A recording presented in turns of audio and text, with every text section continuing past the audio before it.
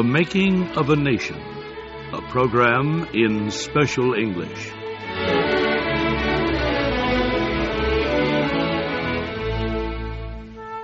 On April 9th, 1865, Confederate General Robert E. Lee surrendered his army to Union General Ulysses Grant. Within weeks, America's Civil War would be over. When people in Washington learned of Lee's surrender, they hurried to the White House. They wanted to hear from President Abraham Lincoln. The crowd did not know that it would be one of his last speeches. I'm Harry Monroe. Today, Kay Gallant and I tell the story of that tragic spring. President Lincoln spoke several days after General Lee's surrender. The people expected a victory speech, but Lincoln gave them something else. Already, he was moving forward from victory to the difficult times ahead. The Southern Rebellion was over. Now, he faced the task of rebuilding the Union. Lincoln did not want to punish the South. He wanted to rejoin the ties that the Civil War had broken. So, when the people of the North expected a speech of victory, he gave them a speech of reconstruction instead. On the night of April 11th, Lincoln appeared before a crowd outside the White House. He held a candle in one hand and his speech in the other. Fellow citizens, Lincoln said, we meet this evening not in sorrow, but in gladness of heart. The surrender of the main army of the Confederacy gives hope of a righteous and speedy peace. The joy cannot be held back. By these recent successes, we have had pressed more closely upon us the question of Reconstruction. We all agree, Lincoln continued, that the so-called seceded states are out of their correct relation with the Union. We also agree that what the government is trying to do is get these states back into their correct relation. I believe it is not only possible, but in fact easier to do this without deciding the legal question of whether these states have ever been out of the Union. Finding themselves safely at home, it would be of no importance whether they had ever been away. There was cheering and applause when President Lincoln finished, but less than when he began. The speech had been too long and too detailed to please the crowd. Lincoln, however, believed it a success.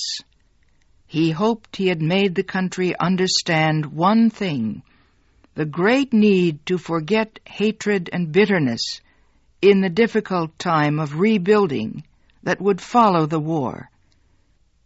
The President continued to discuss his ideas on Reconstruction over the next few days. On Friday, April 14th, he agreed to put this work aside for a while. In the afternoon, he took his wife Mary for a long drive away from the city. In the evening, they would go to the theater. One of the popular plays of the time, called Our American Cousin, was being performed at Ford's Theater, not far from the White House. The Secretary of War did not want the Lincolns to go alone. He ordered an Army officer to go with them. The President and Mrs. Lincoln sat in special seats at Ford's Theater. The presidential box was above and to one side of the stage. A guard always stood outside the door to the box. On this night, however, the guard did not remain. He left the box unprotected. President Lincoln settled down in his seat to enjoy the play. As he did so, a man came to the door of the box. He carried a gun in one hand and a knife in the other. The man entered the presidential box quietly. He slowly raised the gun. He aimed it at the back of Lincoln's head. He fired. Then the man jumped from the box to the stage, 3 meters below. Many in the theater recognized him. He was an actor, John Wilkes Booth. Booth broke his leg when he hit the stage floor, but he pulled himself up, shouted, "Sic semper tyrannis," thus ever to tyrants, and ran out the door. He got on a horse and was gone. The attack was so quick that the audience did not know what had happened. Then a woman shouted, "The president has been shot." Lincoln had fallen forward in his seat, unconscious. Someone asked if it was possible to move him to the White House. A young Army doctor said no. The president's wound was terrible. He would die long before reaching the White House. So Lincoln was moved to a house across the street from Ford's Theater. A doctor tried to remove the bullet from the president's head. He could not. Nothing could be done except wait. The end was only hours away. Cabinet members began to arrive, while wild reports spread through the city. The Confederates had declared war again. There was fighting in the streets. An official of the War Department described the situation. The extent of the plot was unknown. From so horrible a beginning, what might come next? How far would the bloody work go? The safety of Washington must be looked after. The people must be told. The assassin and his helpers must be captured. Early the next morning, April 15th, Abraham Lincoln died. A prayer was said over his body. His eyes were closed. The news went out by telegraph to cities and towns across the country. People read the words, but could not believe them. To millions of Americans, Abraham Lincoln's death was a personal loss. They had come to think of him as more than the President of the United States. He was a trusted friend. People hung black cloth on their doors in sorrow.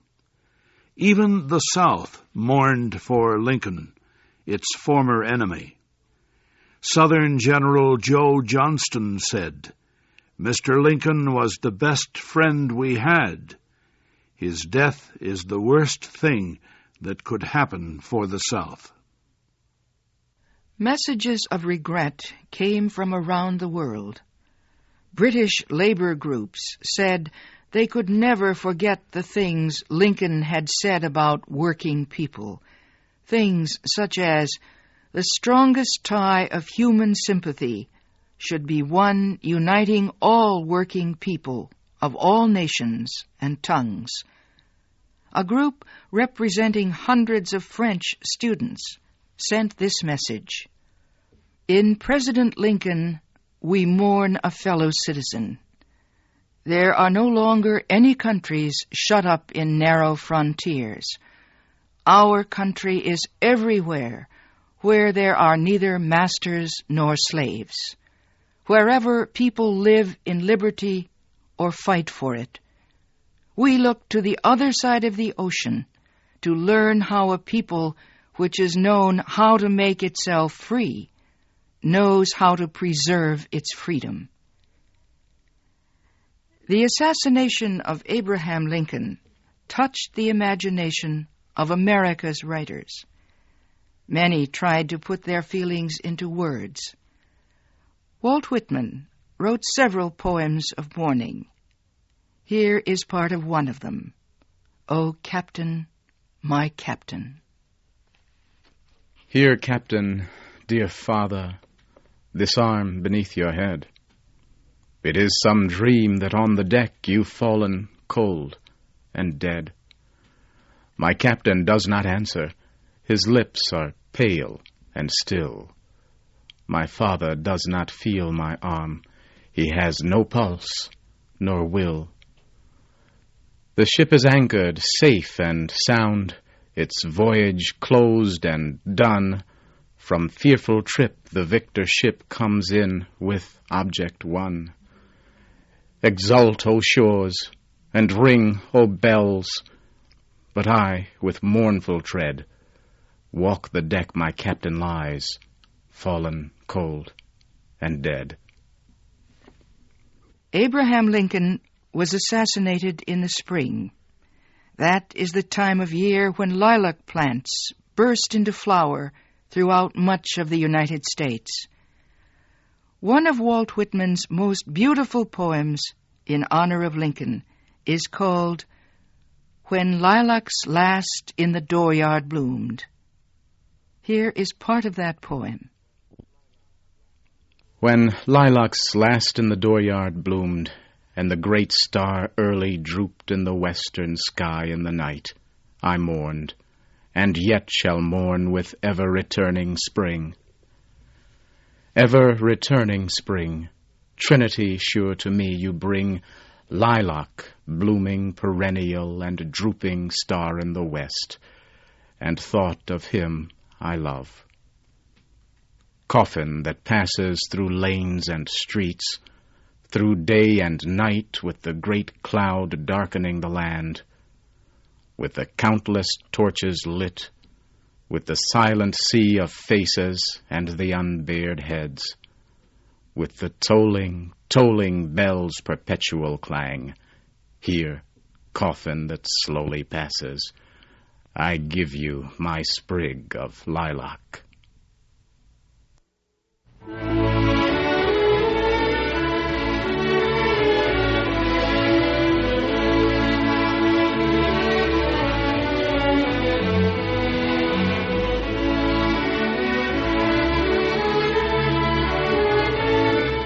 You have been listening to the special English program, The Making of a Nation.